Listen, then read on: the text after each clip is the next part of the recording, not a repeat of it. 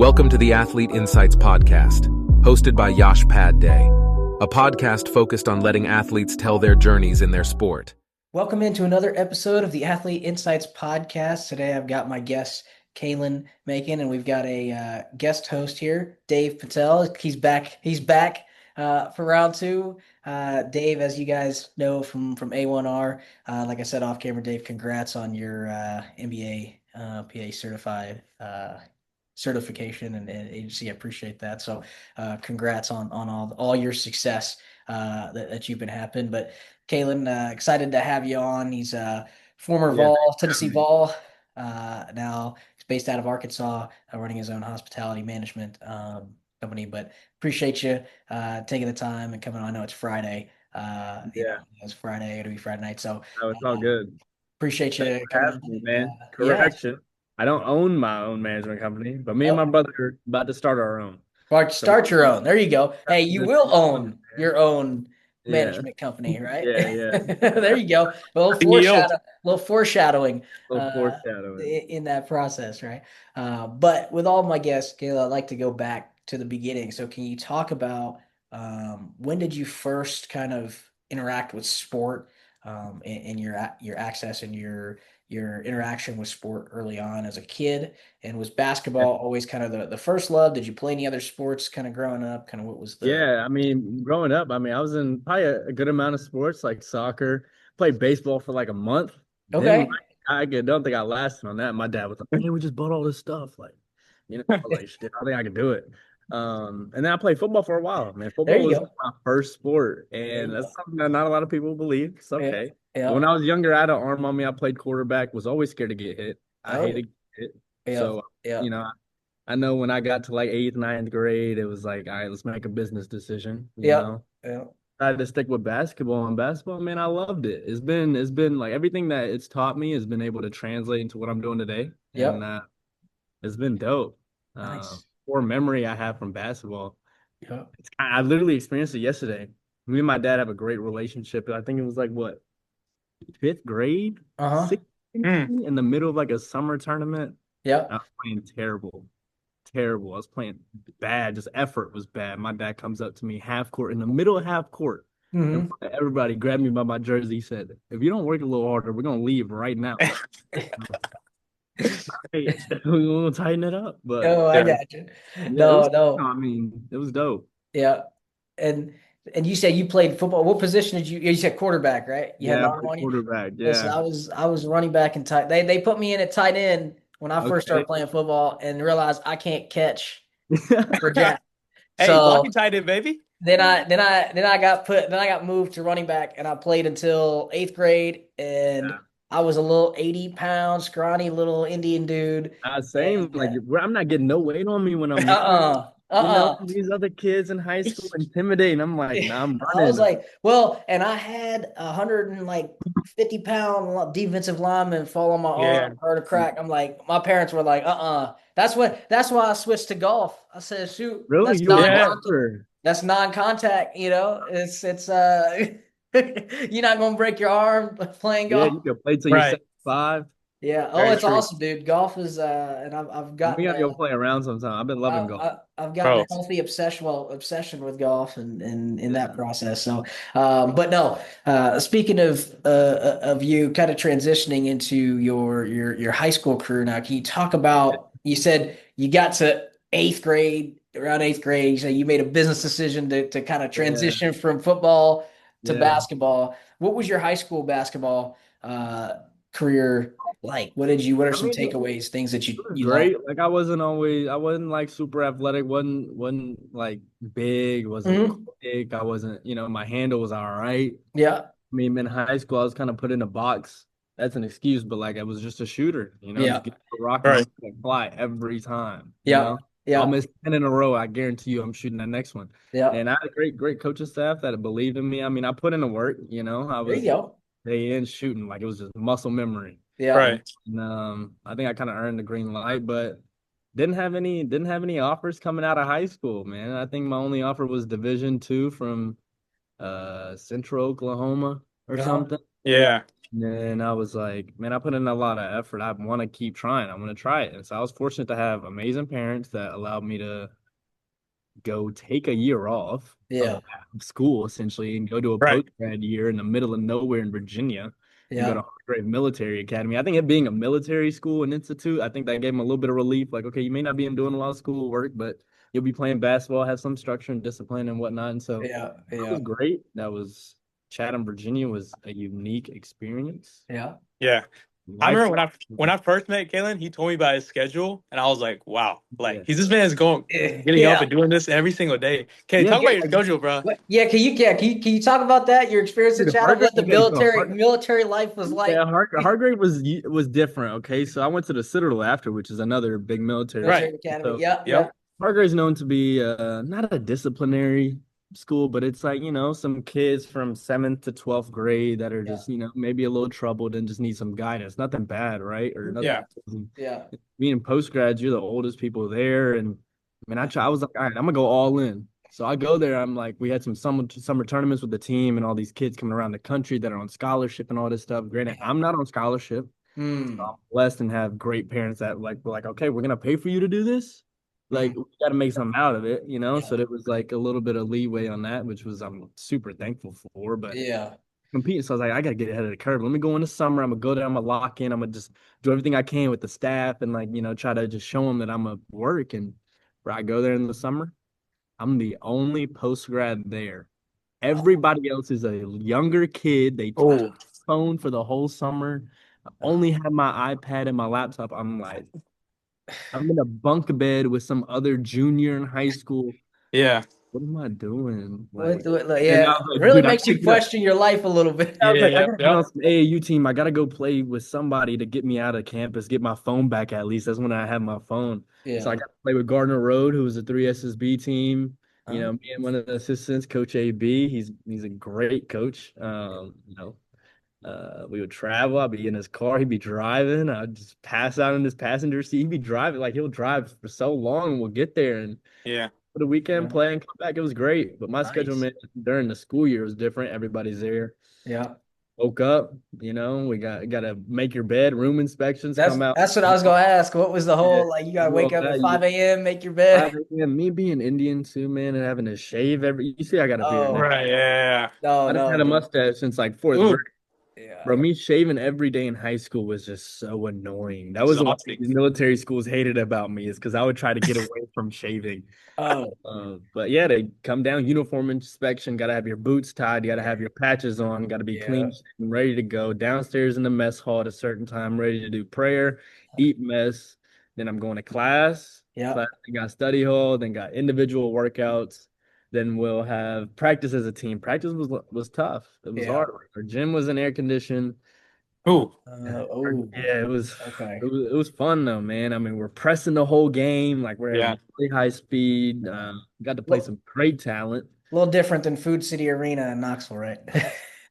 Different, way different.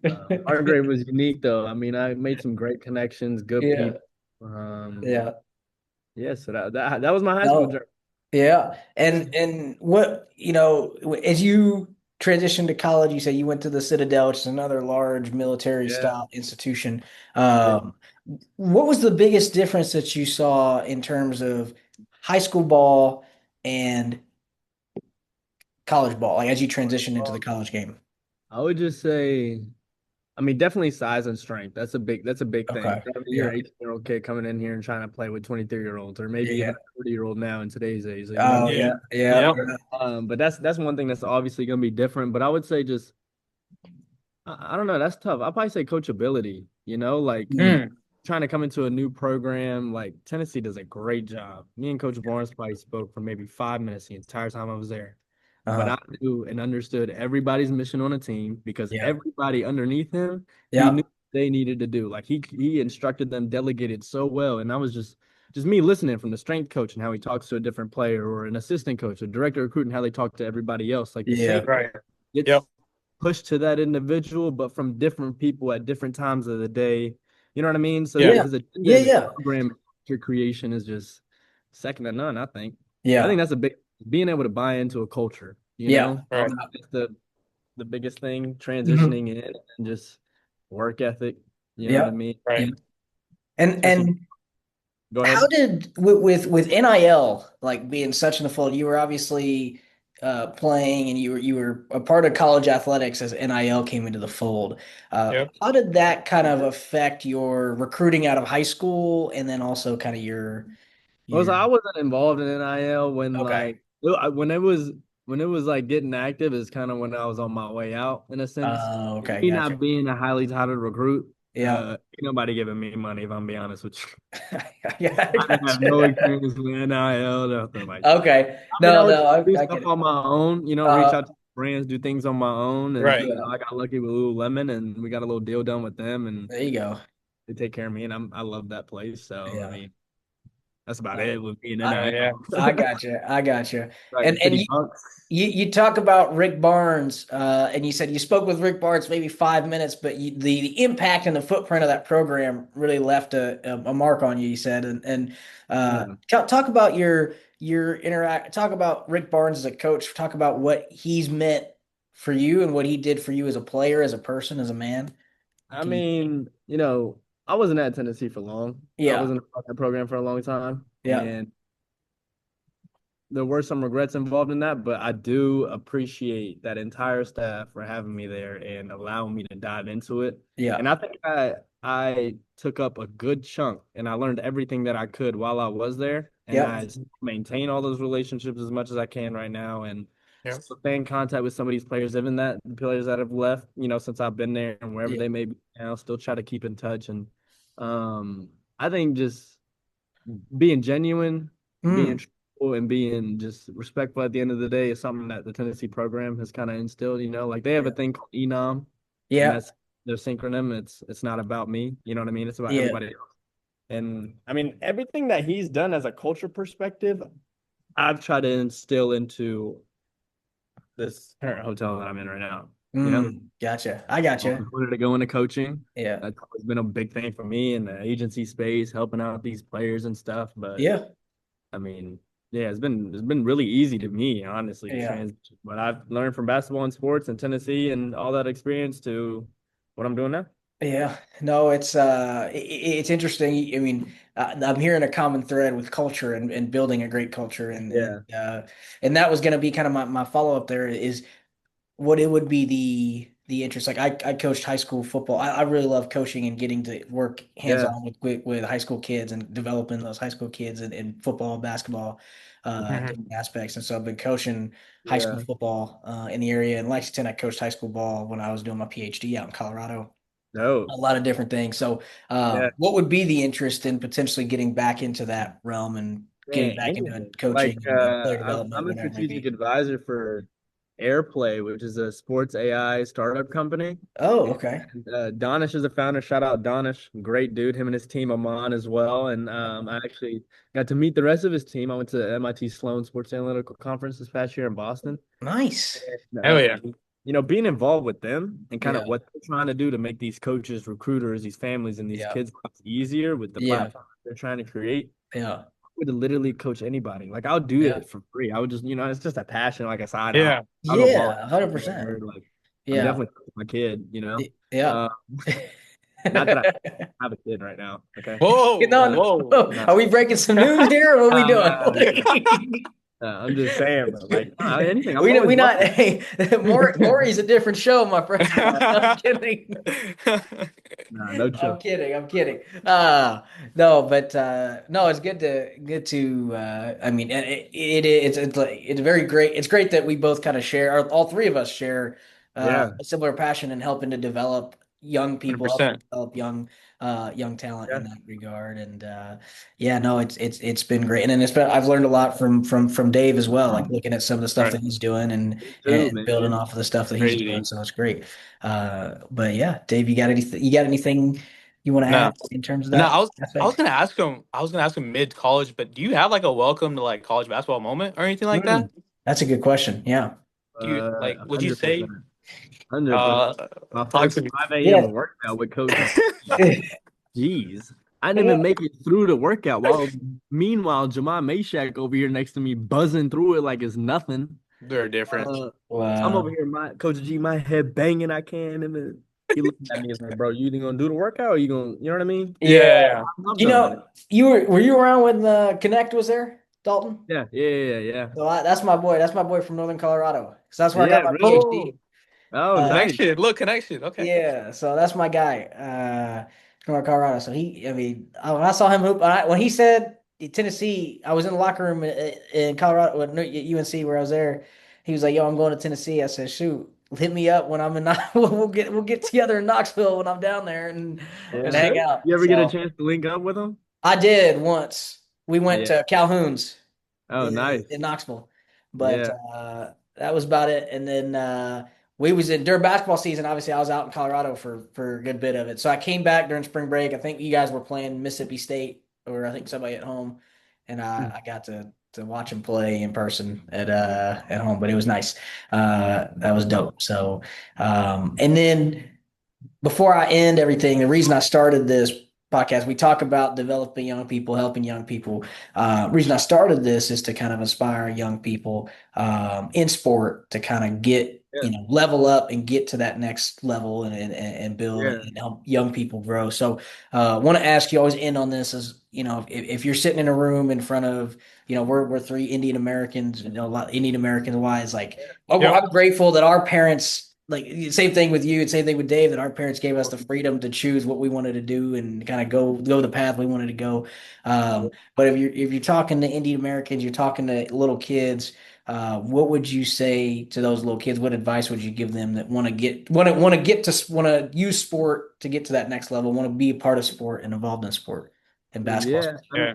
I mean, if anything, like if you're gonna start out by playing, or if you want to try to work in it, like Yeah. work for the Yeah, NBA or work for Right. consistency, it's all about just consistency and discipline. You know yeah, what I mean? yeah, You don't have those two things, you're not gonna be able to do it. Like, yeah, it's so hard for me to try to tap into the sports business realm, like the agency realm. Me and DP have Right. talked about it, like yeah, going to combine, an NFL combine this past year, reaching out to agents, trying to, Yeah.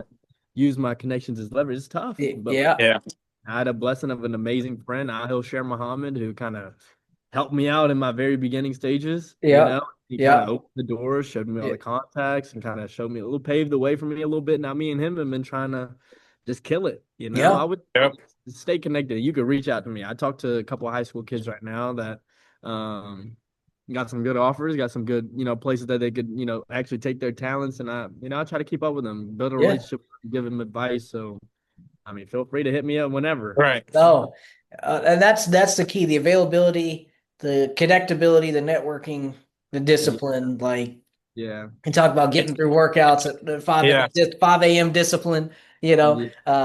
Really come through. So, no, it's great to get to kind of hear your story and great to fill you in. But Dave, you got anything to add? Anything that you No, want I mean, I was just gonna add just like not quitting as well, because like we to? hear like obviously Indian Americans, like we hear like those uncles and aunties like Oh, talk shit and all that stuff. Like you got to keep going through all that yeah. stuff, right? That would be another big thing, especially Yeah. maybe not as much nowadays, but it's definitely there for And it's sure. awesome. And I hear this quite a bit from several people where, like, Indian people now in the community Yeah, that are talking about how, like, you're in sport management, which is unique, and right. in sport, which is unique.